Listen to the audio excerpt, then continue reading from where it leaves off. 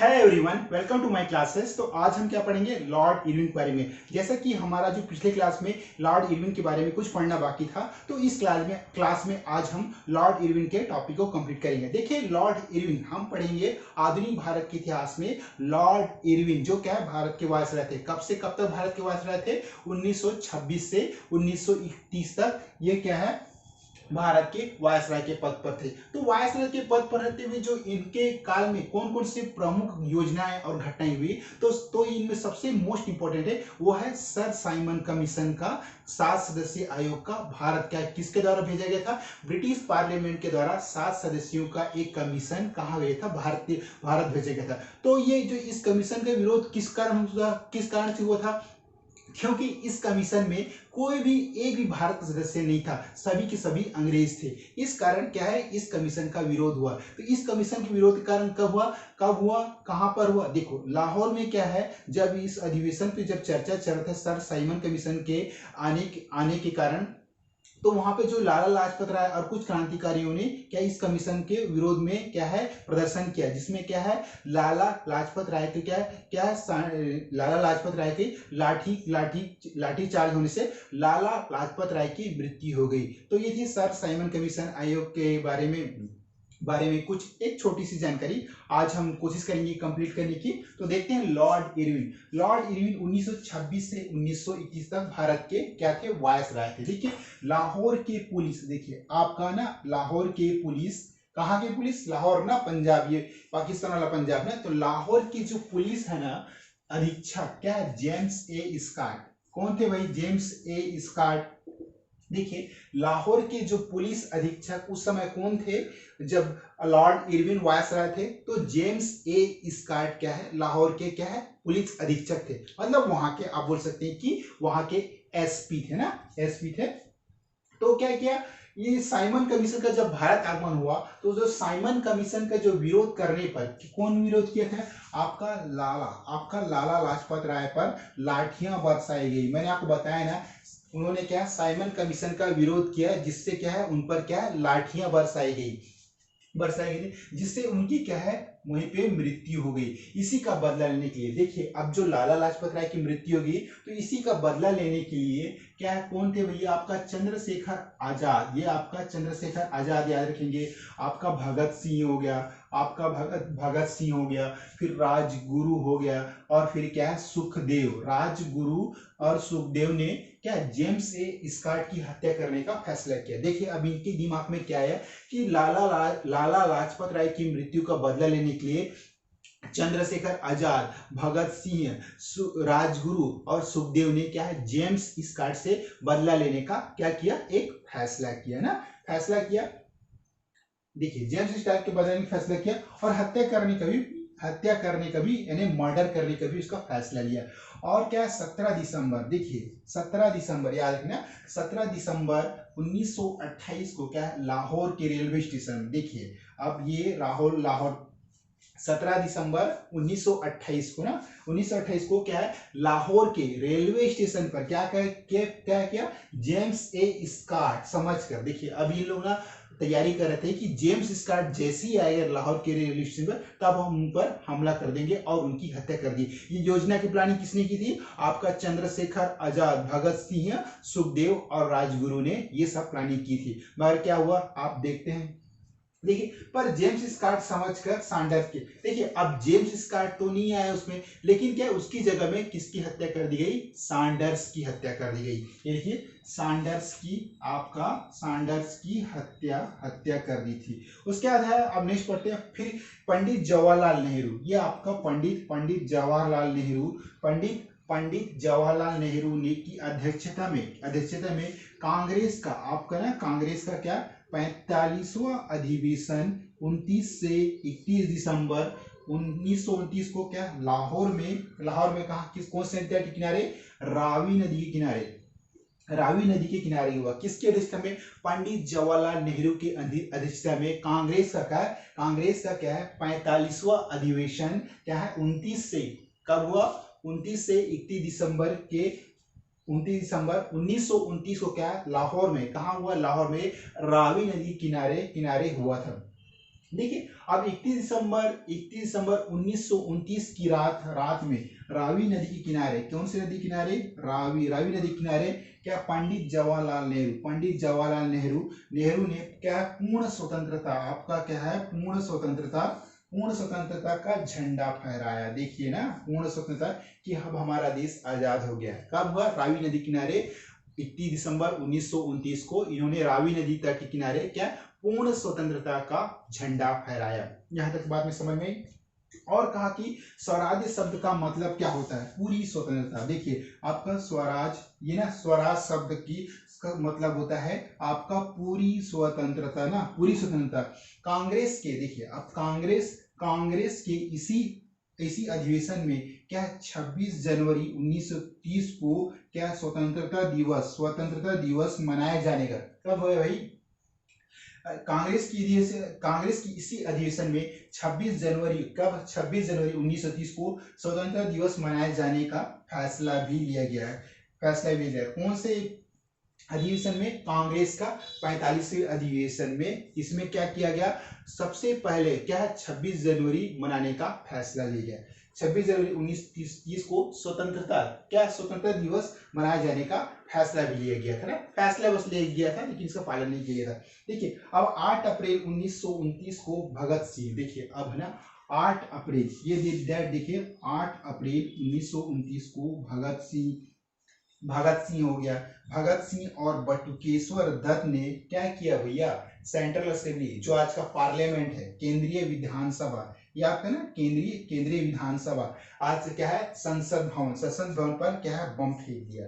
देखिए किसने बम फेंक दिया, भगत सिंह और बटुकेश्वर दत्त ने क्या किया, केंद्रीय असेंबली सभा मतलब आज का जो पार्लियामेंट भवन है वहां पर इन्होंने क्या है बम फेंक दिया ना, बम फेंका। और उस समय की केंद्रीय विधानसभा में व्यापार, अब उस समय जो अंदर में क्या चल रहा था भैया, किसी बिल पर चर्चा चल रहा था, कोई भाषण होता है, लेकिन नहीं, वहां पर एक बिल विधेयक पर चर्चा चल रहा था। वो कौन सा बिल विधेयक था, वो आपका था उस समय केंद्रीय विधानसभा में क्या व्यापार विधेयक और क्या है सार्वजनिक सुरक्षा विधेयक पर क्या है बहस चल रही थी। इसके बाद भगत सिंह, देखिए अब जब ये घटना हुई ना, इसके बाद भगत सिंह और बटुकेश्वर दत्त और अन्य क्रांतिकारियों को गिरफ्तार कर लिया गया। देखिए व्यापार बिल विधेयक बिल चल रहा था और कुछ सार्वजनिक विधेयक बिल पर पार्लियामेंट में क्या बहस चल रही थी। उसी समय क्या किया, भगत सिंह और बटुकेश्वर दत्त ने वहां पर जाके पार्लियामेंट में बम फेंक दिया,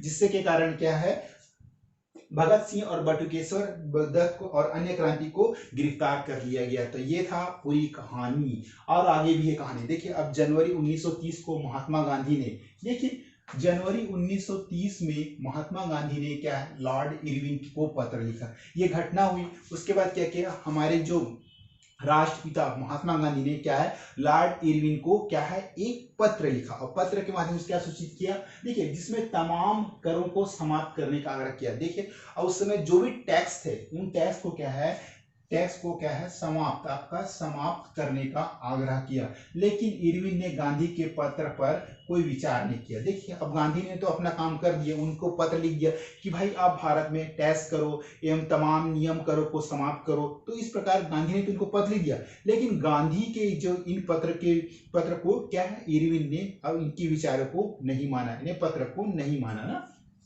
के पत्र पर कोई विचार नहीं किया। और 14 फरवरी 1930 को, कब भैया 14 फरवरी 1930 को महात्मा गांधी के द्वारा अहमदाबाद, कहाँ भैया आपका अहमदाबाद, कहाँ है अहमदाबाद, गुजरात में साबरमती आश्रम में, कहाँ साबरमती आश्रम में एक बैठक बुलाई। देखिए अब इरविन ने तो उनकी बात को नहीं माना, तो उन्होंने क्या किया साबरमती आश्रम में एक पूरा क्या कांग्रेस लोगों का एक बहुत बड़ा बैठक बुलाया ना, बैठक बुलाई और क्या किया सविनय अवज्ञा, ये आपका ना सविनय अवज्ञा आंदोलन को शुरू करने का निश्चय किया। अब देखिए इरविन ने उनकी बात तो नहीं मानी, तो इन्होंने क्या किया अब सविनय अवज्ञा आंदोलन शुरुआत करने का निश्चय किया। ओके, उसके बाद है ना 12 मार्च, ये आपका 12 मार्च 1930 को महात्मा गांधी ने क्या 78 या 79 समर्थकों के साथ क्या अपने साबरमती आश्रम से, कहा अपने साबरमती आश्रम से कहाँ गया भाई दांडी ना, दांडी नवसारी शहर, क्या है, नवसारी शहर के पास अरब सागर के किनारे, अरब सागर के किनारे के लिए क्या है, पैदल निकल पड़े। साबरमती आश्रम से 78 अनुयायियों के साथ महात्मा गांधी क्या किए, दांडी के लिए रवाना हो गए और दांडी चले गए। तो वही है। उसके बाद क्या है, उन्होंने दांडी से ये पैदल यात्रा की शुरुआत की। उसके बाद 6 अप्रैल 1930 को, आपका 6 अप्रैल 1930 को क्या किया, महात्मा गांधी ने दांडी पहुंचकर, ये आपका जो दांडी एक स्थान है, गांव का नाम है दांडी, पहुंचकर क्या है, नमक कानून का, क्या है, नमक कानून का बहिष्कार किया। और महात्मा गांधी की क्या है, इसी यात्रा को भारतीय इतिहास में क्या नाम देना था, दांडी मार्च का नाम दिया। देखिए उस समय जो अंग्रेजों ने क्या है, नमक पर भी बहुत अत्यधिक कर लगा दी थी, इन्हें टैक्स लगा दिया। तो इस कर टैक्स को तोड़ने के लिए महात्मा गांधी ने क्या किया, साबरमती आश्रम से अपने 78 अनुयायियों के साथ क्या है, वो दांडी के लिए, दांडी अरब सागर के निकट है, वहां से क्या है, वो अपने 78 के साथ पैदल क्या है, दांडी यात्रा पर निकल गए। और जब दांडी पहुंचने के बाद वहां से कुछ उन्होंने नमक लेकर अपने हाथों में उठाकर नमक क्या है, नमक कानून को तोड़ा।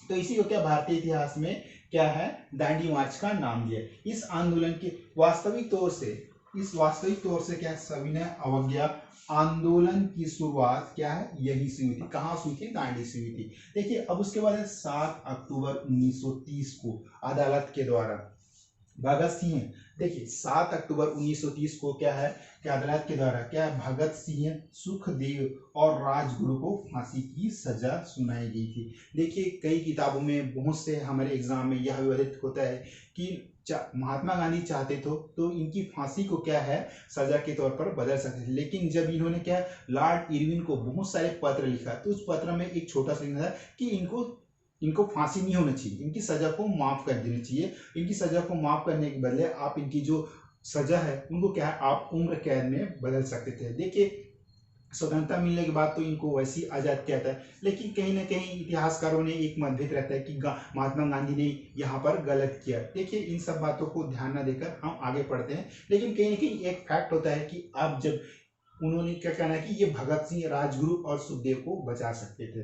ओके, देखिए अब 12 नवंबर 1930 को क्या है, प्रथम गोलमेज सम्मेलन का आयोजन लंदन में हुआ। कहाँ हुआ भैया, देखिए सबसे पहले क्या है, गोलमेज सम्मेलन का आयोजन कब हुआ, 12 नवंबर 1930 को क्या है, प्रथम गोलमेज सम्मेलन का आयोजन कहाँ हुआ, आपका ब्रिटेन लंदन में हुआ ना, जिसकी अध्यक्षता ब्रिटेन के प्रधानमंत्री कौन थे भैया, रैमजे मैकडोनाल्ड, देखिए ना, जिसकी अध्यक्षता ब्रिटेन के प्रधानमंत्री क्या रैमजे मैकडोनाल्ड ने की थी। ओके, किधर की थी, प्रथम गोलमेज सम्मेलन में कांग्रेस को छोड़कर, देखिए आपका जो फर्स्ट गोलमेज सम्मेलन हुई ना, प्रथम गोलमेज सम्मेलन में कांग्रेस को छोड़कर, देखिए ना आपका कांग्रेस को छोड़कर सभी क्या है, सभी मुस्लिम लीग, देखिए कांग्रेस को छोड़ दिए तो मुस्लिम लीग हो गया, आपका हिंदू महासभा हो गया, फिर सिख हो गया, ईसाई हो गया, और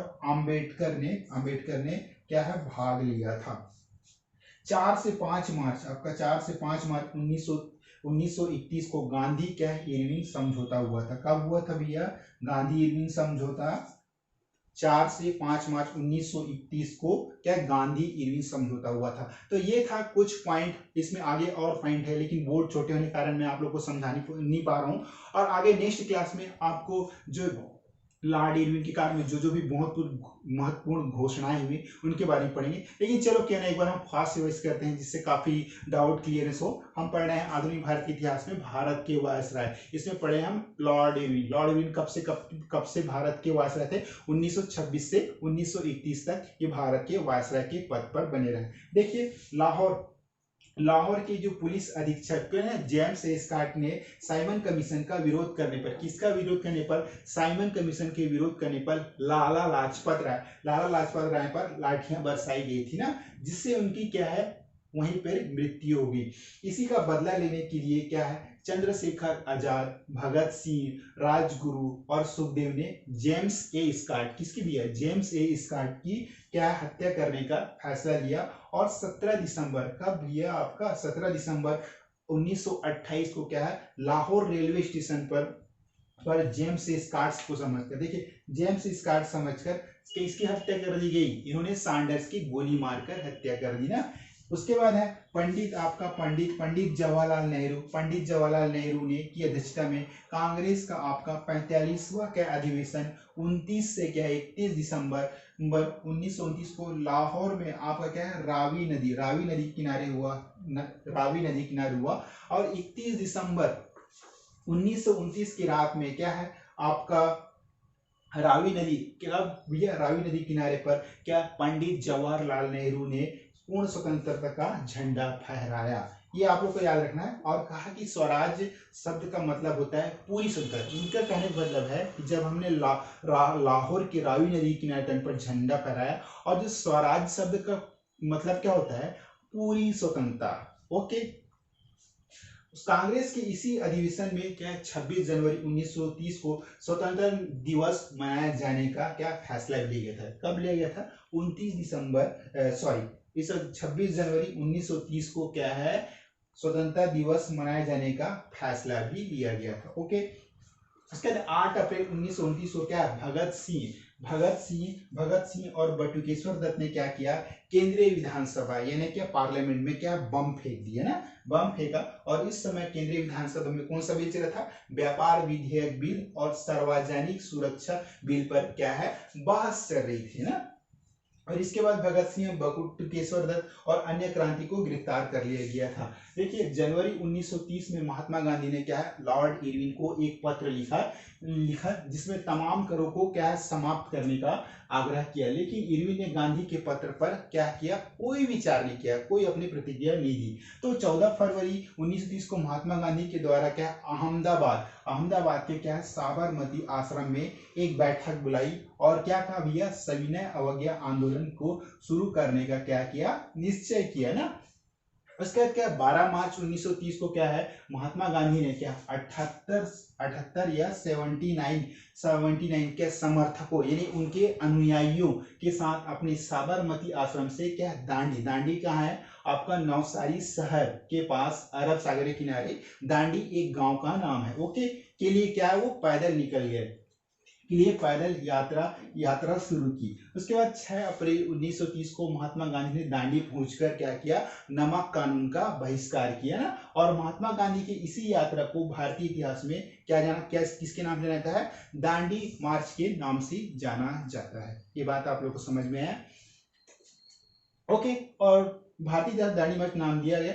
वास्तविक तौर से क्या सविनय अवज्ञा आंदोलन की शुरुआत कहाँ से हुई थी, दांडी से शुरू हुई थी। देखिए अब 7 अक्टूबर 1930 को अदालत के द्वारा भगत सिंह सुखदेव और राजगुरु को क्या है फांसी की सजा सुनाई गई थी। उसके बाद 12 नवंबर 1930 को प्रथम गोलमेज सम्मेलन का आयोजन कहाँ हुआ था, ब्रिटेन के लंदन में था,